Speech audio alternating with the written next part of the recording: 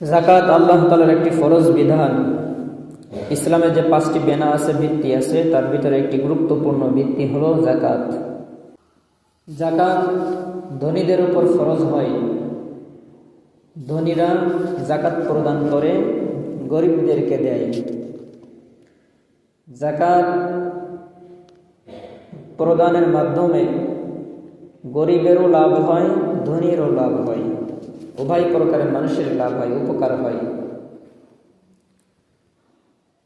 যাকাত আদায় করলে সমাজের ভিতরে সামাজিকতা ঠিক থাকে, মানুষের সম্পর্ক উন্নতি হয়, ধনী তারও উপকার হয়, আর গরিব তারও উপকার হয়। আমরা মনে করি যে ব্যক্তি যাকাত দেয়, যে ব্যক্তি দান করে, যে ব্যক্তি সদকা করে, এই ব্যক্তির সম্পদ মনে হয় কমে গেল, সম্পদ কমে গেছে, সম্পদ কম হয়ে গেছে। কিন্তু না, ওই ব্যক্তির সম্পদ কমে না, বরং আল্লাহ তাআলা বৃদ্ধি করে দেন। সুবহানাল্লাহ। যে ব্যক্তি যাকাত প্রদান করবে, আল্লাহ তাআলা মহান রব্বুল আলামিন তার সম্পদগুলোকে আরো বাড়িয়ে দেন। আল্লাহ তাআলা মহান রব্বুল আলামিন জানান, ইয়ামহাকুল্লাহু রিবা ওয়া ইউরবিস সাদাকাত।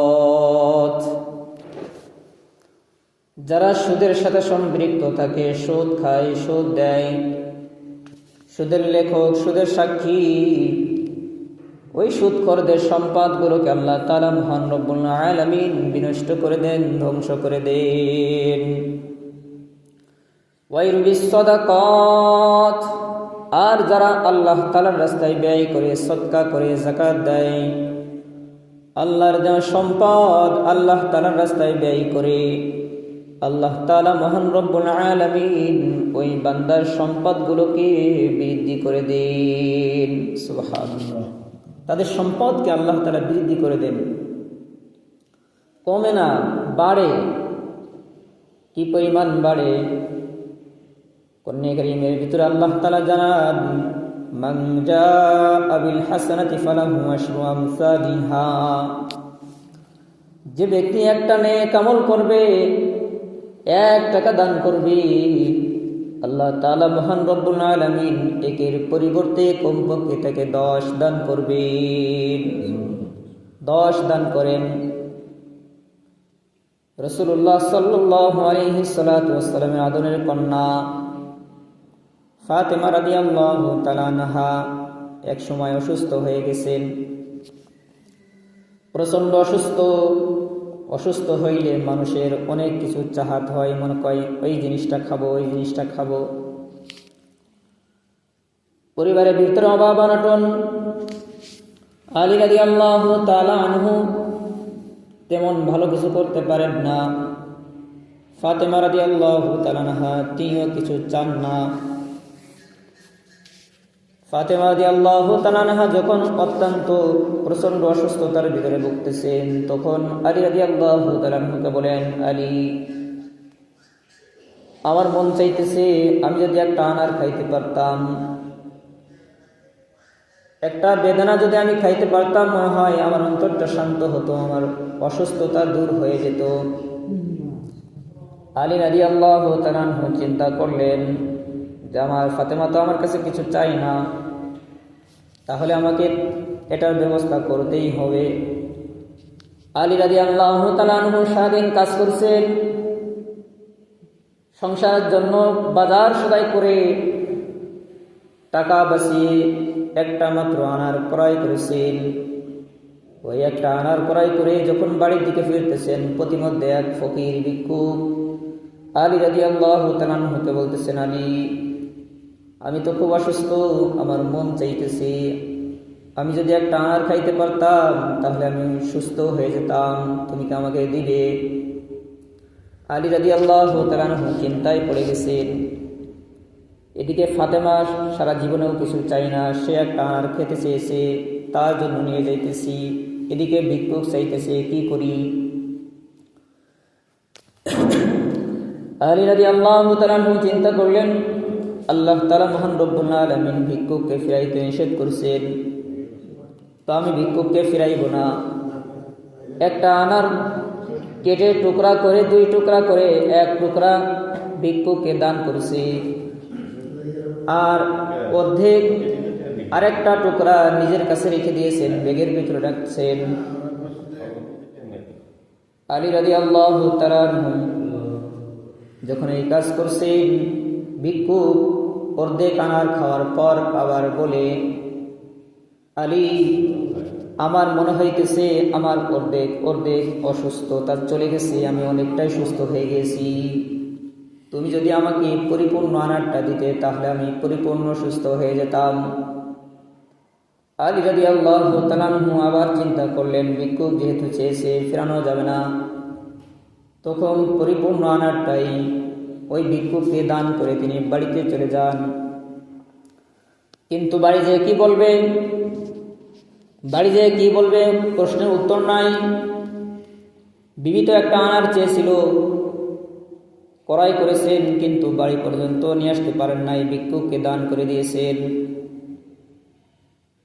ঘরের দরজায় যে দাঁড়িয়ে আছে ফাতেমা রাদিয়াল্লাহু তাআলা আনহা। যখন বুঝতে পারছেন আলী রাদিয়াল্লাহু তাআলা আনহু ঘরের বাইরে দাঁড়িয়ে আছেন, তখন ফাতেমা রাদিয়াল্লাহু তাআলা আনহা জিজ্ঞাসা করেন, আলী, আপনি বাইরে দাঁড়িয়ে আছেন কেন? ভিতরে ঢোকেন। আমি একটা আনার খেতে চেয়েছিলাম, মনে হয় আপনি নিয়ে আসতে পারেন নাই, সেই কারণে আপনি লজ্জিত হয়েছেন। না, লজ্জা পাওয়ার কোনো কারণ নাই, আপনি ঘরের ভিতরে ঢোকেন। আল্লাহ তাআলা মহান রব্বুল আলামিন আমাকে সুস্থ করে দিয়েছেন। তো যে সমস্ত ব্যক্তি আল্লাহ তাআলার রাস্তায় দান করে, দানের মাধ্যমে আল্লাহ তাআলা বিপদ আপদ দূর করে দেন। এরপরে কি ঘটনা ঘটলো? কিছুক্ষণ পর আল্লাহ রাসূল সাল্লাল্লাহু আলাইহি ওয়াসাল্লামের পক্ষ থেকে একজন সাহাবী এসে আলী রাদিয়াল্লাহু তাআলা আনহুকে ডাকতেছেন, আলী, ঘর থেকে বের হও, কি হয়েছে বলেন। প্রিয় নবী মুহাম্মদ সাল্লাল্লাহু আলাইহি ওয়াসাল্লাম আপনার জন্য কিছু আনার পাঠিয়েছেন। আলী রাদিয়াল্লাহু তাআলা আনহু বের হয়েছেন। বের হয়ে যখন ঝাঁকার ভিতর থেকে বের করছে, 9টা বের হয়েছে। কয়টা? 9টা। যখন বের হয়েছে, 9টা বের হওয়ার পর আলী রাদিয়াল্লাহু তাআলা আনহু বলতেছেন, এইটা আমার না, অন্য কোথাও নিয়ে যাও। কোরআনের আয়াতের উপরে কিন্নার বিশ্বাস, মান জাআ বিল হাসানাতি ফালাহু আশরু আমসালিহা। যে ব্যক্তি আল্লাহর রাস্তায় 1 দান করবে, আল্লাহ তাআলা তাকে 10 দিবেন। আমার তো আল্লাহ 10 দেয় নাই, এটা এখানে 9টা আছে, সুতরাং এটা আমার না, নিয়ে যাও। এই কথা বলার পর রাসূলুল্লাহ সাল্লাল্লাহু আলাইহি ওয়াসাল্লামের পক্ষ থেকে যে সাহাবী এসেছিলেন, তিনি বলতেছেন, আলী, তুমি এইটা বলছো, এর কারণ কি আমাকে বলো। তখন তিনি বলতেছেন, আল্লাহ তাআলা কোরআনের ভিতরে বলতেছেন, একের ভিতরে আল্লাহ 10 দেন, আমাকে তো 9 দিয়েছেন, এই 9টা আমার না, আমাকে যদি দেন তাহলে 10ই দিবেন। তখন ওই সাহাবী বলতেছে, আমি এই আয়াতের মর্ম বোঝার জন্য আমি একটা লুকিয়ে রাখছিলাম, দেখলাম তুমি কি বলো, আমি একটা লুকিয়ে রাখছিলাম, এই নাও তোমার 10টা। সুবহানাল্লাহ। আল্লাহ তাআলা একে 10 দান করেন। যে ব্যক্তি আল্লাহ তাআলার রাস্তায় যাকাত দেয়, দান করে, আল্লাহ তাআলা তাকে একে 10 দেন। শুধু 10 না, আরো অনেক দেন। অন্য আয়াতে আল্লাহ তাআলা বলেন, মাসালুল লাযীনা ইউনফিকুনা আমওয়ালাহুম ফী সাবিলিল্লাহ কামাসালি হাববাতিন আনবাতাস সাব'a সানাবিলা ফী কুল্লি সুমবুলাতিন মিয়াতু হাব্বা ওয়াল্লাহু ইউদাঈফু লিমান ইয়াশা আল্লাহু ওয়াসিউন আলীম। আল্লাহ তাআলা মহান রব্বুল আলামিন একটা উদাহরণ দিয়েছেন যে তোমরা যখন কোনো চারা রোপণ করো, এমন কিছু চারা আছে যে চারা থেকে একটা চারা রোপণ করলে 7টি চারা হয়। সেই 7টি চারার আবার শীষ থাকে, একটা চারা থেকে 100 করে ফল হয়। তার মানে যে ব্যক্তি একটা চারা রোপণ করার পরে তার থেকে 7টি চারা হয়েছে, আবার তার থেকে একটা চারাতে 100 করে ফল হয়েছে, তার মানে 700 হয়েছে। আল্লাহর রাস্তায় যে ব্যক্তি দান করবে, আল্লাহ তাআলা মহান রব্বুল আলামিন তাকে 700 দান করবেন। আবার বলেন আল্লাহু ইউদাইফু লিমান ইয়াশা, আল্লাহ যাকে চান তাকে তার ইচ্ছা মতো দান করবেন। সুবহানাল্লাহ। তার ইচ্ছা মতো যাকে যা চায় তার নিয়ত অনুযায়ী আল্লাহ তাআলা তাকে দান করবেন, দিবেন। তো আল্লাহ তাআলার রাস্তায় ব্যয় করলে, যাকাত দিলে সম্পদ কমে না, সম্পদ বৃদ্ধি হয়। হয়তো আমরা দেখতে পারি না, বুঝতে পারি না, কিন্তু আল্লাহ তাআলার কথাই সত্য, বৃদ্ধি হয়।